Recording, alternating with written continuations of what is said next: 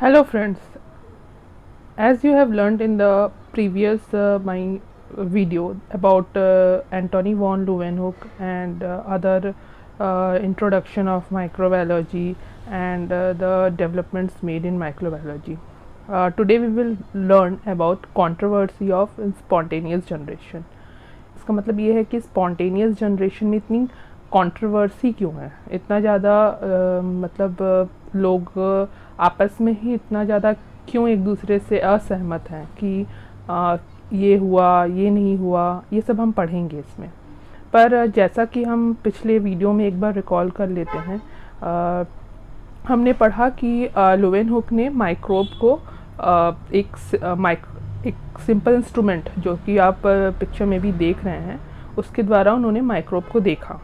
But लुवेनहुक ने जो भी देखा, जो भी ऑब्जर्व किया, उसके बाद माइक्रोबायोलॉजी में डेवलपमेंट बहुत ही कम रहा अगले 200 सालों तक। मतलब 200 नेक्स्ट 200 इयर्स तक इट वाज ऑलमोस्ट डिमिनिश्ड, मतलब बिल्कुल ही नहीं रहा।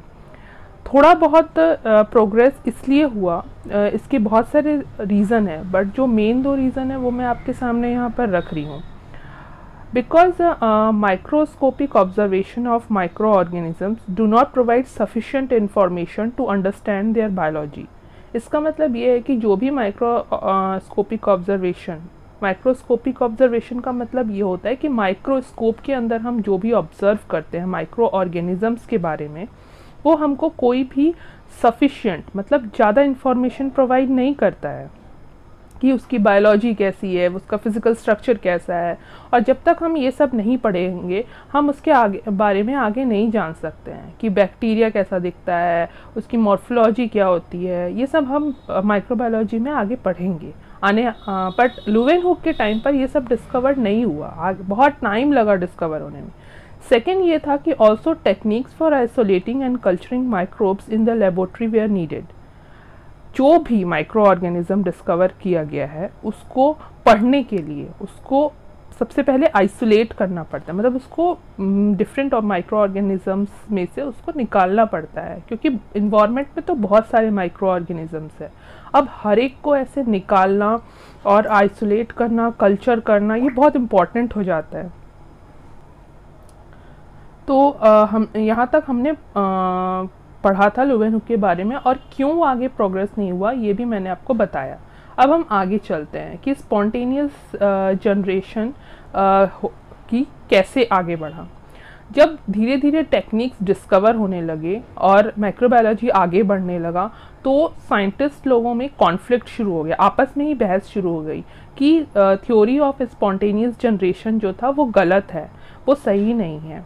और इसी कॉन्फ्लिक्ट और जितनी भी पढ़ाई हुई आगे, जो भी पढ़ाई आगे हम साइंटिस्ट लोगों ने किया माइक्रो ऑर्गेनिज्म के बारे में कि डिजीज़ कैसे होते हैं, अल्टीमेटली डिजीज़ क्या हमारे शरीर में करते हैं, ये सब पढ़ाई जो हुई उसी से फिर आया गोल्डन एज ऑफ माइक्रोबायोलॉजी, जिसको हम आज पढ़ते हैं। जो माइक्रोबायोलॉजी के बारे में हम न्यू एडवांसमेंट करते हैं वो गोल्डन एज ऑफ माइक्रोबायोलॉजी के अंदर आता है।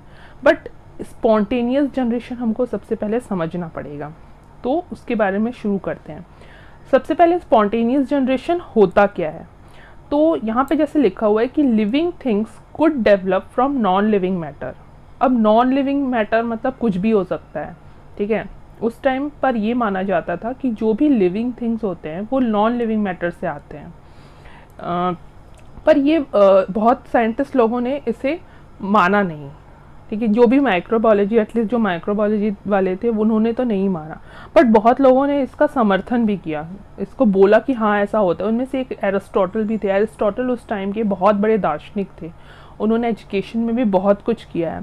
तो एरिस्टोटल ने ये बोला, उनका मानना ये था कि some of the simpler invertebrates arise from spontaneous generation. कुछ जो एकदम सिंपल इन्वर्टिब्रेट्स होते हैं, अब वर्टिब्रेट इन्वर्टिब्रेट तो आपको पता ही होगा, तो वो जो होते हैं वो वो जो होते हैं वो स्पॉन्टेनियस जनरेशन के थ्रू आते हैं। बट इस चीज़ को चैलेंज किया गया आगे। स्पॉन्टेनियस जनरेशन का जो टॉपिक था, मतलब जो भी उसके बारे में बोला गया था, उसको आगे चैलेंज किया गया। एक्चुअली स्पॉन्टेनियस जनरेशन ऐसा नहीं हो सकता कि कोई भी नॉन लिविंग मैटर से कोई लिविंग मैटर आ रहा है, ये होना बहुत ही इम्पॉसिबल सा था, बट उस टाइम पे लोग ये चीज़ समझते नहीं थे। तो इसको बताने के लिए बहुत सारे एक्सपेरिमेंट किए गए। उनमें से सबसे पहला एक्सपेरिमेंट जो था वो थे फ्रांसिस्को रेडी एक्सपेरिमेंट। मतलब फ्रांसिस्को रेडी जो थे वो एक बहुत बड़े इटालियन फिजिशियन थे। उन्होंने उनका ये व्यू था कि स्पॉन्टेनियस जनरेशन जो है वो नहीं होता है। उसको करने के लिए उन्होंने carried out a series of experiments on decaying meat and its ability to produce maggots spontaneously. उन्होंने ये बोला कि अगर हम किसी भी मीट को हम अगर रख देते हैं तो उसमें मैगट्स डेवलप होने चाहिए तुरंत स्पॉन्टेनियसली जल्दी से, बट ऐसा हमेशा नहीं हुआ। और उन्होंने इसी एक्सपेरिमेंट में आप देख सकते हैं, मैं आपको समझाती हूँ इस एक्सपेरिमेंट में एक्चुअली क्या हुआ है। सबसे पहले उन्होंने क्या किया कि मीट लिया और इस एक्सपेरिमेंट में Redi placed meat in 3 containers. जैसे कि आप देख सकते हैं 3 कंटेनर्स लिए गए हैं, एक अनकवर्ड है, ओपन कंटेनर है, एक बिल्कुल ही सील्ड कंटेनर है और एक गॉज कवर्ड कंटेनर है, मतलब एक कपड़ा लगाया हुआ है कंटेनर के ऊपर में। अब जो ओपन कंटेनर है उसके में आप देख सकते हैं कि उसमें there was flies came and laid their eggs on the uncovered meat, and जिसकी वजह से जो वाइट मैगट्स हैं वो डेवलप हो गए। ठीक है, ऑब्वियसली ओपन कंटेनर है तो फ्लाइज तो आएंगे ही, तो फ्लाइज ने एग्स दिए और एग्स से मैगट्स डेवलप हो गए, मतलब कीड़े, एक तरीके के कीड़े डेवलप हो गए। अब दूसरा जो है वो एक सील्ड कंटेनर है, मतलब ऊपर से ढक्कन लगी हुई है इसमें और वो बिल्कुल ही सील्ड है, तो हम देख सकते हैं there was no formation of maggots in meat. Obviously flies नहीं आए तो फिर मैगट्स भी डेवलप नहीं हुए। थर्ड कंटेनर में आप देख सकते हैं कि ऊपर वो हेजी है बट वो एक कपड़ा लगा हुआ है, एक गॉज टाइप का लगा हुआ है, कपड़े से उसको बांधा हुआ है। पर उसमें क्या हुआ कि फ्लाइज आए, क्योंकि मीट की एक अलग ही स्मेल होती है, उसकी वजह से फ्लाइज आए और वो वहाँ बैठने लगी, और जिसकी वजह से वो अंदर तो नहीं जा पाए क्योंकि गॉज लगा हुआ था, बट उन्होंने ऊपर में ही एग्स दिए और जिसकी वजह से मीट के अंदर तो नहीं पर ऊपर जो गॉज था उसके ऊपर मैगट्स डेवलप हुए। तो ये एक्सपेरिमेंट जो था वो फ्रांसिस्को रेडी ने किया था।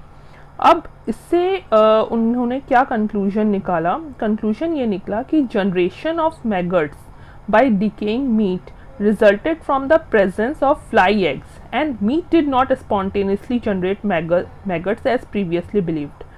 जैसा कि पहले ज़माने में ये माना जाता था कि मैगट्स जो हैं वो मीट से डेवलप हुए हैं। मीट एक नॉन लिविंग है, ठीक है, क्योंकि जो भी मीट है वो तो लिविंग थिंग्स का था, बट अब वो मर चुका है तो उसका मीट निकाल के अब जो भी है वो एक नॉन लिविंग मैटर है, तो उसने मैगट्स डेवलप किए। बट ऐसा नहीं था, जो मैगट्स डेवलप हुए थे वो फ्लाइज की वजह से डेवलप हुए थे। आपने पिछले एक्सपेरिमेंट में देखा है कि देख सकते हैं आप कि जो फ्लाइज थे वो मैगट्स को लेकर वो एग्स दिए, जिसकी वजह से मैगट्स डेवलप हुए। अगर मीट से मैगट्स डेवलप होते तो फिर सेकेंड वाले कंटेनर में भी होना चाहिए था ऐसा, बट ऐसा नहीं है। जो सील्ड कंटेनर था वो सील्ड था और उसके अंदर कुछ भी डेवलप नहीं हुआ। तो ये एक्सपेरिमेंट और इसका ये कंक्लूजन था। अब हम नेक्स्ट एक्सपेरिमेंट की तरफ चलते हैं, जो कि जॉन नीडम का एक्सपेरिमेंट था। जॉन नीडम जो थे उन्होंने, अब देखिए ल्यूवेनहुक की डिस्कवरी जो थी वो कंट्रोवर्सी क्रिएट करती है स्पॉन्टेनियस जनरेशन पे, ठीक है। इसकी वजह से बहुत सारे एक्सपेरिमेंट हुए, इसमें से सबसे पहले हमने रेडी देखा। अब हम जॉन नीडम का देखते हैं। तो नीडम ने क्या किया कि ही बॉइल्ड मटन ब्रॉथ। आप देख सकते हैं एक फ्लास्क है, उसके अंदर क्या है, मटन ब्रॉथ है, मतलब मटन को उबालते वक्त जो पानी रहता है वो ब्रॉथ है, वो बॉइल्ड किया उन्होंने एक फ्लास्क में लेके उसको बॉइल्ड किया, ठीक है। और उन्होंने उसको एक फ्लास्क में ही, एक अलग से फ्लास्क में 3-4 फ्लास्क लिए और उस पर डाल के उसके अंदर उस ब्रॉथ को डाल के टाइटली उसके ऊपर स्टॉपर लगा दिया। बहुत ही टाइटली किया। उसके बाद उन्होंने उसको रख दिया कि देखते हैं कि क्या होता है। तो उसमें से ज़्यादातर फ्लास्क, मतलब मोस्टली फ्लास्क में जो था वो क्लाउडी हो गया, क्योंकि उसमें माइक्रो ऑर्गेनिज्म डेवलप हो गए थे। माइक्रो ऑर्गेनिज्म क्यों डेवलप हुए?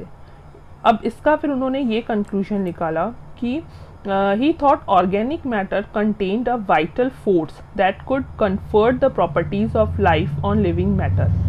जो भी ऑर्गेनिक मैटर हमारे आसपास होता है, या फिर जैसे जो भी हम इसमें यूज़ किए हैं इस एक्सपेरिमेंट में, उसके अंदर कोई एक फोर्स होता है, ठीक है, जो कि लिविंग मैटर के प्रॉपर्टीज़ के साथ मिलता है और फिर ऐसा माइक्रो ऑर्गेनिज्म डेवलप होते हैं। मतलब उनका कोई श्योरिटी नहीं था कि क्यों डेवलप हुआ, कैसे डेवलप हुआ। उन्होंने कुछ प्रपोज नहीं किया, उन्होंने बोला कि शायद कुछ ऐसा फोर्स होता है, इतना ही कंक्लूजन उन्होंने दिया, ठीक है। नेक्स्ट में हम पढ़ेंगे लाज़ारो-स्प्लेज़नी एक्सपेरिमेंट। लाज़ारो-स्प्लेज़नी एक्सपेरिमेंट, एक्चुअली लाज़ारो जो थे वो एक इंडियन प्रीस्ट और नेचुरलिस्ट थे, ठीक है। इंडियन नहीं, इटालियन प्रीस्ट और नेचुरलिस्ट थे। तो स्प्लेज़नो ने एक बोला कि नेधम का जो एक्सपेरिमेंट था वो बहुत ही अच्छा एक्सपेरिमेंट था, ठीक है। जो हमने नेधम का एक्सपेरिमेंट जो पढ़ा था उसको उन्होंने इम्प्रूव किया, उनको वो एक्सपेरिमेंट बहुत ही पसंद आया। तो उन्होंने उसमें क्या किया कि एक sealed glass flask that contain water and seed, एक ऐसी फ्लास्क लिया, उसमें उन्होंने सबसे पहले वाटर डाला, फिर कुछ सीड्स डाले, आप देख सकते हैं सीड्स डाला। उसके बाद उन्होंने उसको टाइटली फ्लास्क को बांध दिया, मतलब स्टॉपर लगा के टाइट कर दिया बिल्कुल। अब उस सील्ड फ्लास्क को उन्होंने बॉइल्ड वाटर में लिया, जैसे कि आप देख सकते हैं बॉइलिंग वाटर में डाला, और 3/4 ऑफ एन आवर, मतलब अप्रॉक्स 45 मिनट्स के आसपास शायद मे बी बॉइल किया हो, ठीक है। तो बॉईल करने के बाद जब उन्होंने उसको कुछ देर रख दिया या कुछ दिन तक रख दिया, तो पर उसमें फिर कोई ग्रोथ नहीं आई माइक्रो ऑर्गेनिज्म की, ठीक है। एज लॉन्ग जब तक कि फ्लास्क सील्ड था तब तक कोई भी ग्रोथ नहीं थी उसमें। तो उन्होंने ये कंक्लूजन निकाला कि एयर जो था वो कैरी करता है जर्म्स को, air carried germs to the culture medium, but also commented that external air might be required for the growth of animals already in the medium. उनका ये था कि जो भी कल्चर मीडियम, अगर कल्चर मीडियम जो भी है, अगर उसमें कोई भी ग्रोथ होती है तो वो जो एयर है, जो आसपास का एयर है, उसकी वजह से वो ग्रोथ होती है।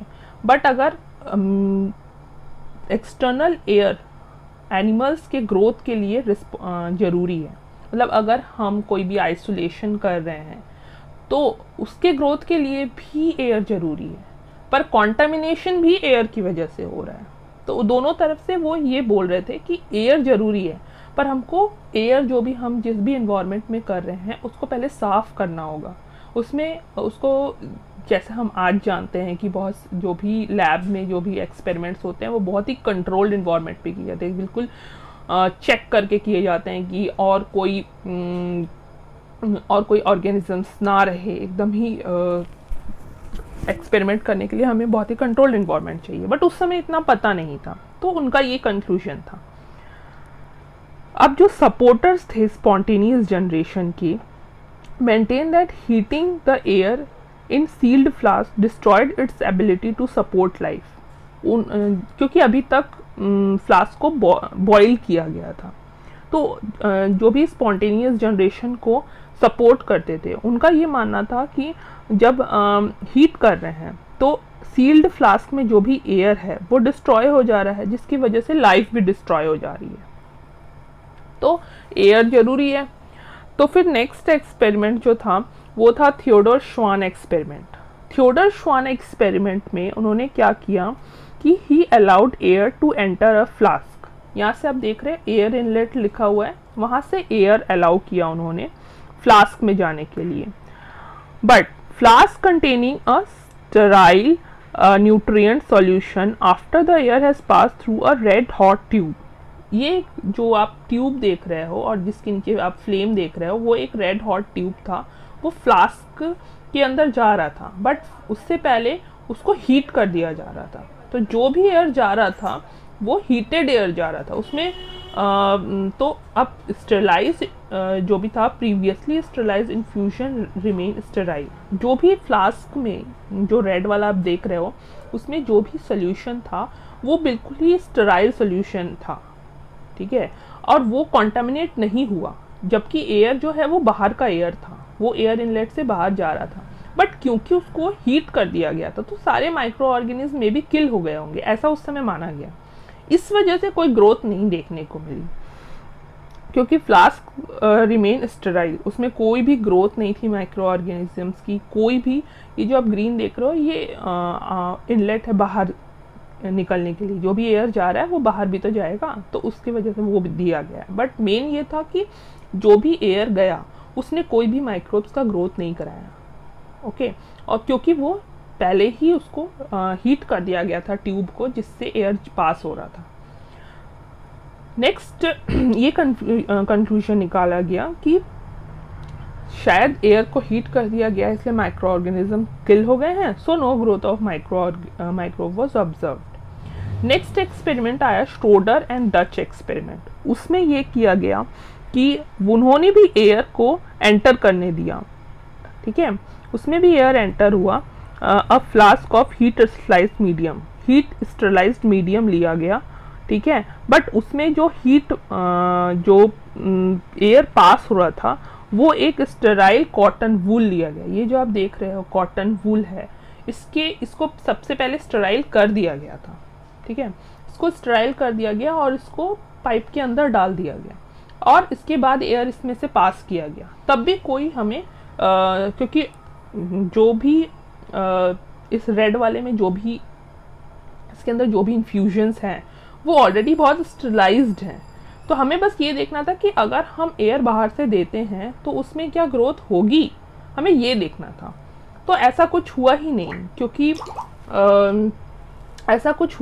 क्योंकि जो कॉटन था वो स्टेरलाइज कर दिया गया। तो ये माना गया कि अगर कंट्रोल्ड इन्वायरमेंट में even though the air had not been heated, क्योंकि इसमें कोई हीट नहीं किया गया था। जैसे इससे पहले जो थियोडर श्वान एक्सपेरिमेंट था उसमें उस पाइप को हीट किया गया था, बट इसमें कोई हीट नहीं किया गया था, but still no growth of micro organism was observed, क्योंकि जो कॉटन था वो स्टेराइल था, ठीक है। फिर उसके बाद आए Felix Pouchet experiment. Despite this experiment, French naturalist Felix Pauchet claimed in 1859 to have carried out experiment conclusively proving that microbial growth could occur without air contamination. अगर एयर कॉन्टेमिनेशन ना भी हो, एयर कॉन्टेमिनेट ना भी हो, तब भी microbial growth हो सकता है, ठीक है। बट ये वो प्रूफ नहीं कर सकते थे, सिर्फ उन्होंने ऐसा बोला था। वो भी हो सकता है कि मे बी कुछ एक्सपेरिमेंट किए भी हों, बट बहुत ज़्यादा नहीं दिया इसके बारे में।